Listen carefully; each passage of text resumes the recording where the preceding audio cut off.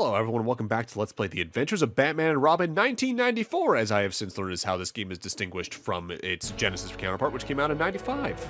Batman, it's an emergency. There's been a break-in at the Gotham City Museum. It appears that it's the work of a large gang. Okay, Robin. Meet me at the museum. I'll need your help. Leave it to me, Batman. Master Bruce. Make sure you have all of your equipment. There may be some power outages. Thanks, Alfred. Alright, so for foul play here, you definitely want to make sure you bring in the flashlight, as there's some hazards that are only visible while you use it. Anything else you don't really need to bring in. This stage is probably one of my least favorites on a repeat playthrough, albeit not as much as one other particular stage for reasons we'll get into in a few moments. Alright, Robin. You go that way. Got it, Batman. Be careful. So you might notice, every now and then as I use the flashlight, there's these little dots on the floor I'm jumping over. Those are landmines. They are technically visible without it, but they blend in so much that using the flashlight is effectively required. What happened? Pull yourself together. Thanks, Batman. We were attacked by some kind of bird-like thing. Please, help the rest of the staff. There's an elevator down the middle corridor. Go down to the security room in the basement.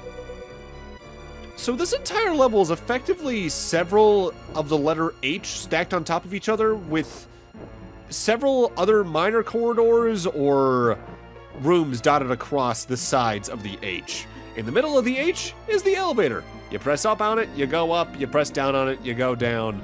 Notably, the eastern half is block A, the western half is block B. Notably, I kind of wish it was reversed, as to me, A block should be on the left because we start on the left in my eyes as a platformer, but not that big a deal. The security room in specific is on block B of the basement, so we gotta go all the way to the west, and then all the way to the sort of top left of the H in a weird visualization.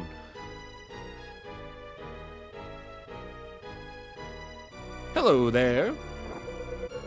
All of a sudden, this guy burst into the room. He knocked me out and must have stolen my master key. How many people are still in the museum?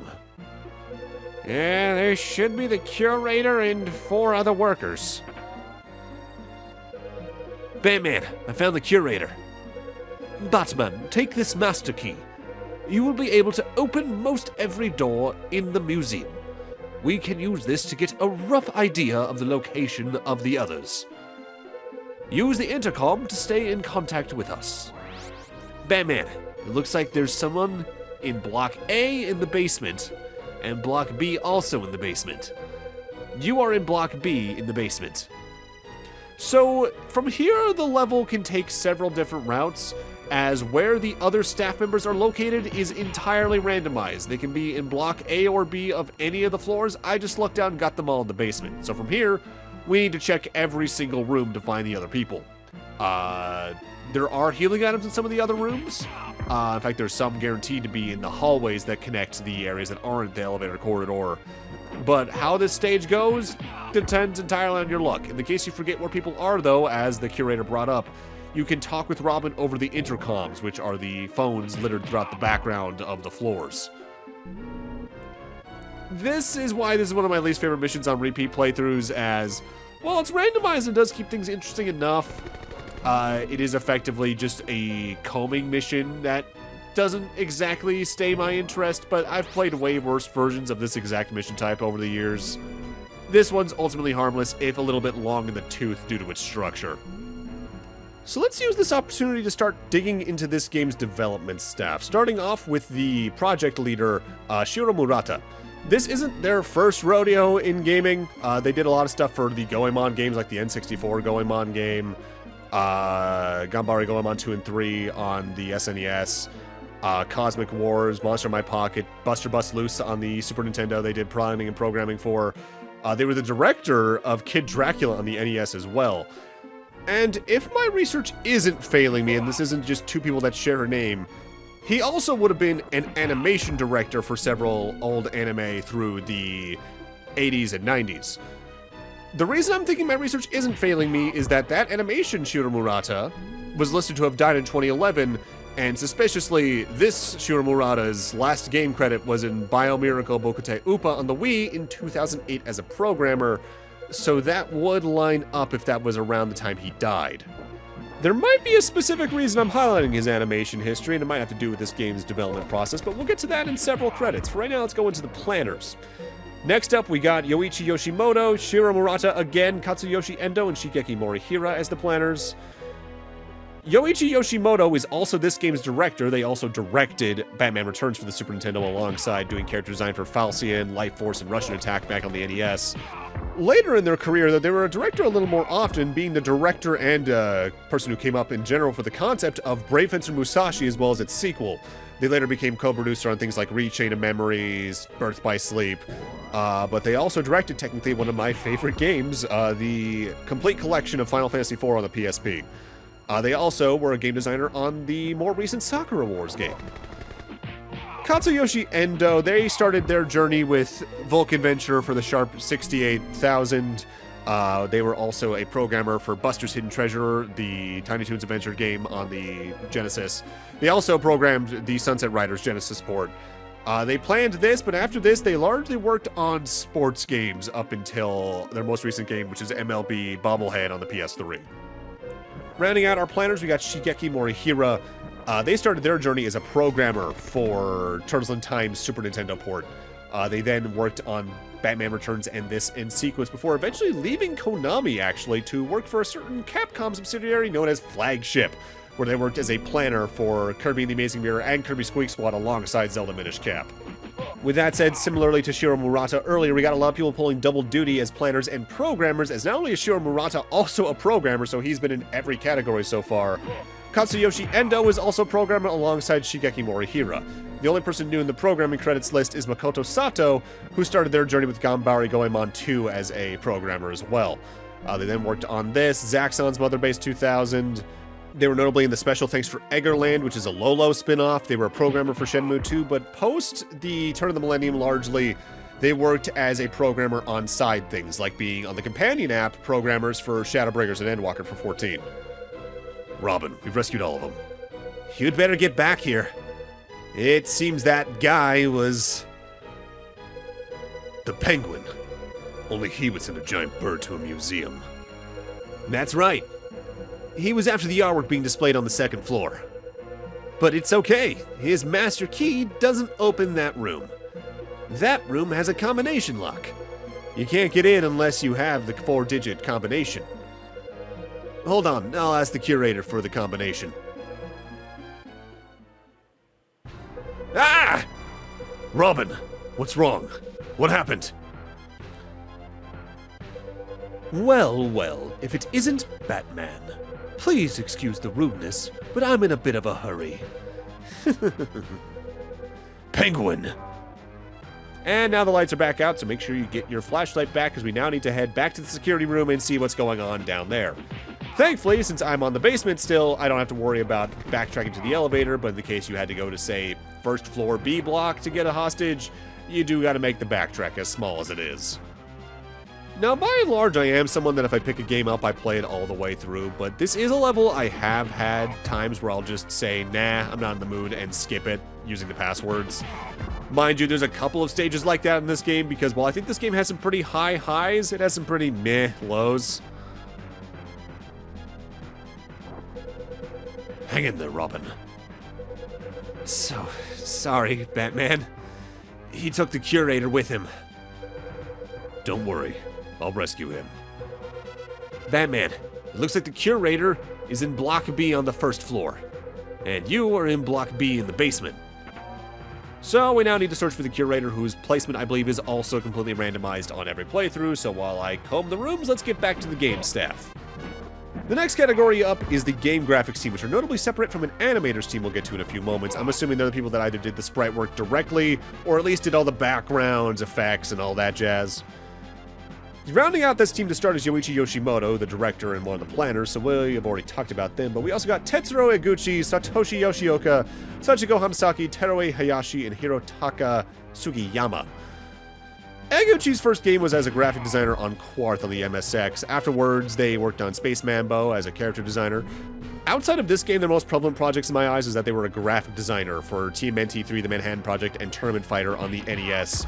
And their most recent projects was as a designer for Disney Sports Soccer on the GameCube and GBA. Satoshi Yoshioka's first game was as an artist on Snatcher for the TurboGrafx CD. Afterwards, they worked on the Super Nintendo version of Tournament Fighter as a graphic designer. They were also an illustrator for Police Knots. They did a lot of direction on the GBA for Disney's Aladdin, Digimon Battle Spirit, and Disney's Magical Quest starring Mickey and Donald. They were also a designer for Dimps with Kirby and the Amazing Mirror. Their most recent role is as a 2D art artist for Soul Cal 6. As for Teruo Hayashi, this was their first project. They were then a field designer for the first N64 Goemon game, and then they were a designer and enemy designer for the latter two.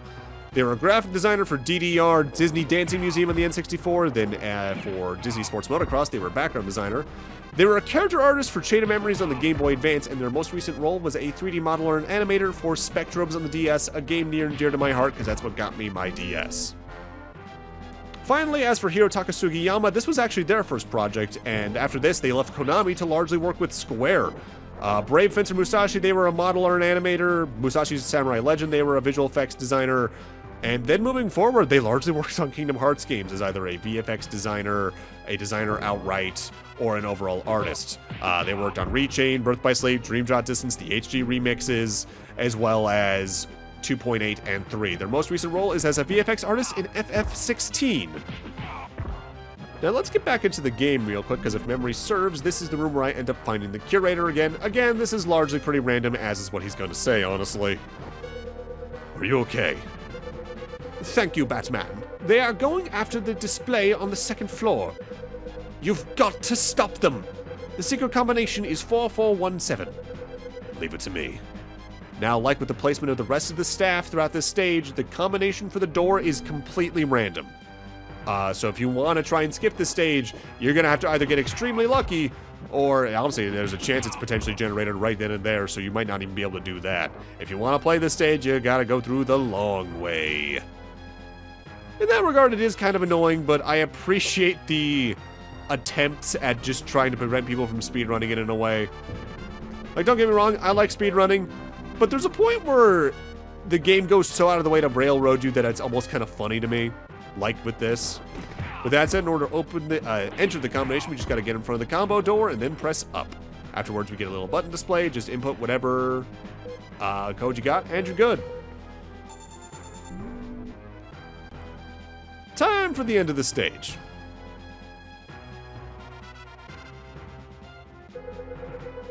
Penguin, this is the end of the line. Bah, you're always interrupting at the wrong time. I think I'll feed you to him. So starting off, we got Penguin's Vulture as a boss fight. It'll try to fly up in the air, but every time you hit it largely, it tries to do a dive bomb attack. So if you just stand still and keep punching whenever it gets close to you, it largely will never get to touch you. Doesn't have that much health either. It's one case where a boss or mini-boss seemingly has a respectable amount of health. But of course, that's not the end of the stage. We've only taken down one bird. We've got one more left to go, so let's just follow him up to the roof and see what we can do.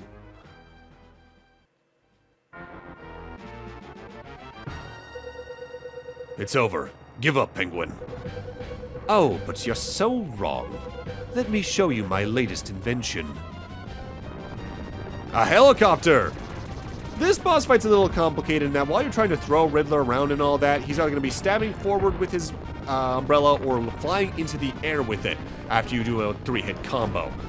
You can wait for him to come down or you can jump kick him down, but I find the best thing to do here is to actually use the explosives sub-weapon to just knock him out of the air. What you gotta be careful of though is that while he's moving all predictably, the helicopter is doing whatever it wants in the background, either flying around or firing at you in straight volleys. You can jump over the bullets thankfully, but they can really interrupt your pattern of whatever you're dealing with Penguin at the moment, so keep your eye more on it than him at times, I would argue, because it is unpredictable. I actually like this boss fight a lot, same with the fight against the Vulture, so it's the reason why I don't always skip this stage. And thankfully, because I guess we just dealt with the Vulture, they also don't give Penguin too much health compared to, say, Joker or the plant we dealt with in the Poison Ivy stage last time. So now we're on to stage 4. Tale of the Cat. Gee, I wonder who we're dealing with. Hey, wait a second.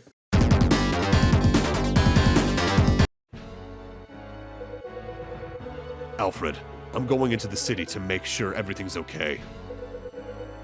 That's a good idea, sir. I've got a feeling that something is going to happen tonight. Please be careful, Master Bruce.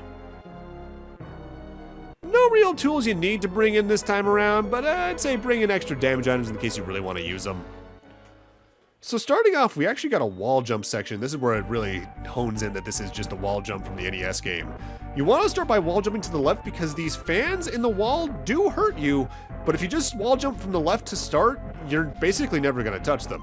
As we approach the top of the building, there's our quarry for the level. Bit of a fun detail in this level, by the way. Whenever you're on the rooftops, the lip at the edge actually is a slightly higher platform because, well, that's how buildings are usually constructed. And time for our mini-boss already. Not the kitty, though. That kitty. What are you doing here, Catwoman? Batman, stay out of this. I can't turn my back while you commit a crime. Don't get in my way. So Catwoman can be a little tricky in that she's got some very fast dashes across for attacks as well as a whip she can use.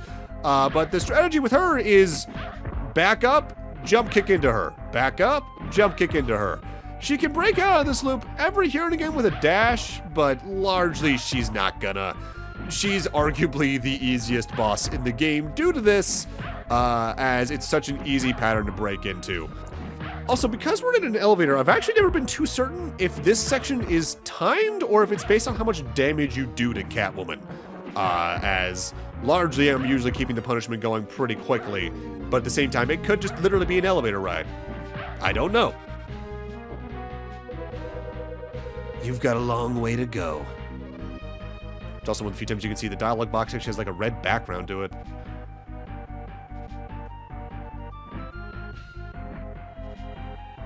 So this section kinda sucks.